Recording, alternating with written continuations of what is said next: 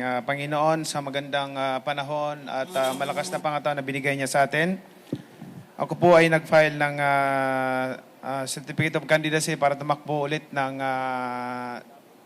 senador at ipagpatuloy ang aking advokasya para labanan ang korupsyon. At marami po tayong sa aking panunungkulan sa Senado.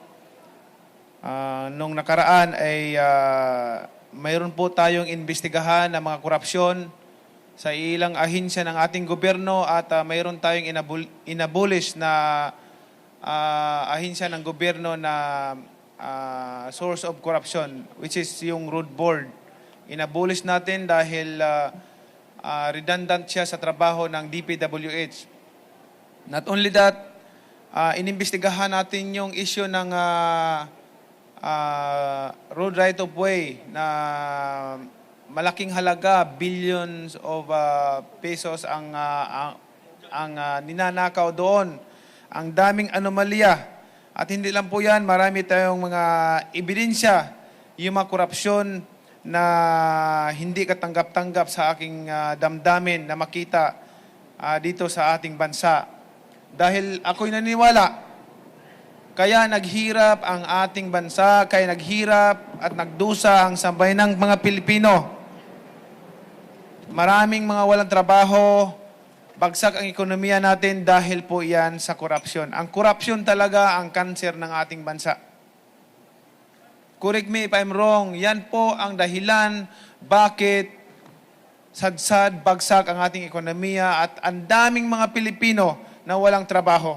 Wala pong mangyayari sa bansa natin, walang mangyayari sa kinabukasan natin kung hindi po tayo lalaban at labanan ang korupsyon ng ating bansa.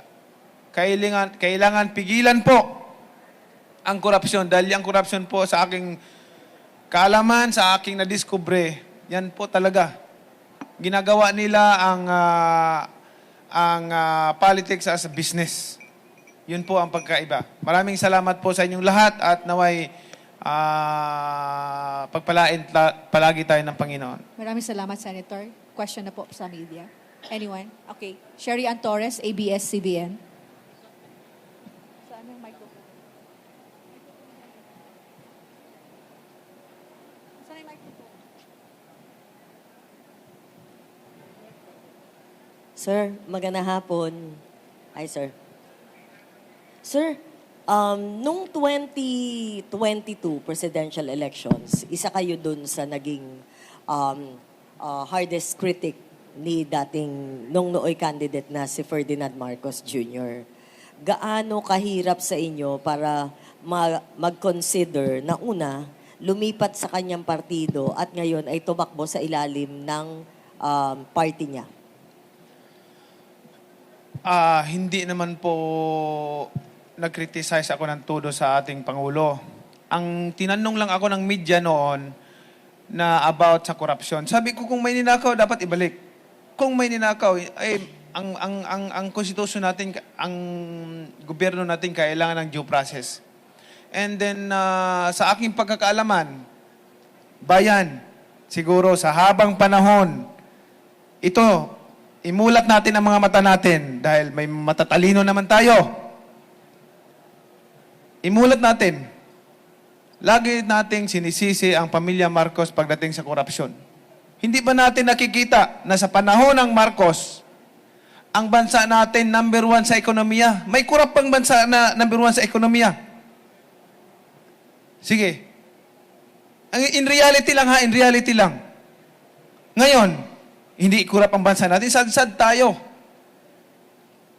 For how many decades, pabagsak ng pabagsak ang ekonomiya natin. Maraming mga Pilipino na walang trabaho.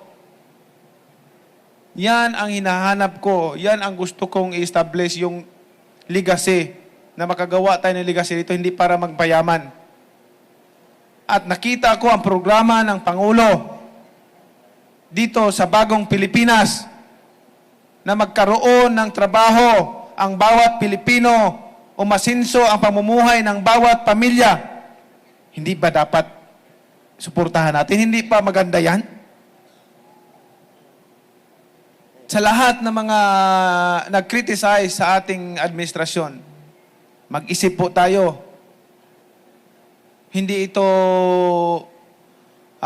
labanan ng bawat pamilya, kundi ipinaglalaban natin dito ang kinabukasan ng ating bayan, kinabukasan ng sabayan ng Pilipino. Lilipas lang din tayo lahat. Alalahanin natin, lilipas lang din tayo. Kahit ano ka man ka-powerful, kahit ano ka man kayaman, kahit ano ka pa kasikat, tandaan ninyo, pag wala na tayo doon sa mundo, ang maalala ng tao yung ligasiya na nagawa mo sa taong bayan. Ligasiya na nagawa mo sa buhay kung sino yung natutulungan mo. Pero kung ang ligasiya mo, pangit, masama, magnanakaw ka, hindi ka makakalimutan ka ng susunod na henerasyon. Yun po ang advokasya natin. Yan po ang hinahangad natin. Kaya nandito tayo, tumatakbo para ipaglaban ang sabayan ng Pilipino. Kawawa ang mga mahihirap na tao. At lagi lang naluluko pagdating ng eleksyon. Ang daming pagdating tuwing eleksyon, masakit sa loob ko na makita ang babait lahat ng mga kandidato. Puro pangako, puro pangako. Yun po ang nakikita ko, puro pangako, puro pangako. Kung lahat yung mga pangako na yun natupad, ang yayaman na ng bawat Pilipino, ang yaman na ng ating bansa. Bayan, imulat natin ang ating mga mata. Yung korupsyon na yan, yan ang pinaka-sintro ng problema ng ating bansa. Ultimo revenue income ng ating gobyerno nawawala na. So yun po, kailangan mag-isip tayo ng mabuti. Maraming salamat po. Sen, follow up pa na isa. Para rin maging fair. Kasi isa yung family ninyo, ang ngayon ang parang ang madalas na sinisilip ng mga critics, ng mga tumatakbo, lalo na yung mga independent, yung pamilya na sabay-sabay na tumatakbo. At marami ngayon nagsusulong na meron isang grupo, alyansa na nagkakaisang mamamayan, 6 ang tawag sa kanila. Nagko-compile sila ngayon ng mga political families na sabay-sabay na tumatakbo at plano nilang kasuhan. Ano po masasabi po ninyo dito?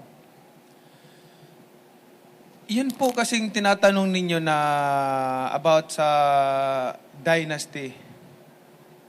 Alam niyo po ang constitution natin, ang batas natin nagsasabi na lahat may karapatan na tumakbo basta ikaw ay qualified sa mga requirements. Ano yung qualification na yun? Marunong ka bumasa, marunong ka sumulat. Pagka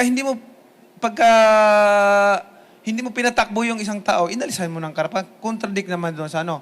Ngayon, yan ang clamor nila. Kung may batas na mapasa about sa anti-dynasty, why not? Bakit hindi natin sundin? I-implement natin. Wala pong problema.